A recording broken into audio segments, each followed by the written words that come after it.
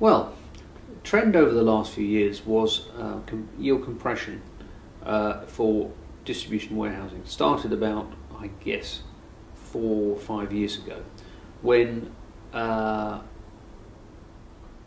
historically the value of buildings was not just down to tenant and tenant quality, but the type of building. So for some inexplicable reason, shopping centres were considered more valuable attractions than warehousing, and yet shopping centres are hugely vulnerable to the vagaries of the market. They're expensive to build, maintain, and with retailing rapidly going online in so many ways, one had to ask, well, why would shopping centres be more valuable than a warehouse? Why would offices, which have to be refurbished at great expense, be more valuable than a warehouse?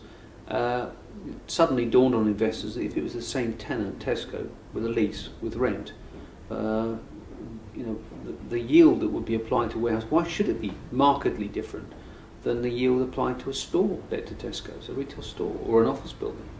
Is that an image thing? It's an image thing. In other words, industrial property was just perceived to be less interesting and less valuable. Less easy to understand, yes, as well. Yeah. Less easy to understand, and yet in truth, it has so many advantages. The income is no less secure if it's the same type of tenant or the same covenant, and if anything, the building is far more readily adapted or adaptable or more economic to pull down and start again than a very expensive investment in an office building or shopping centre. It's still income, and you're applying a yield to an income, a return. Why would you apply a different return for the same tenant, same covenant, and between two different types of building? It didn't make sense.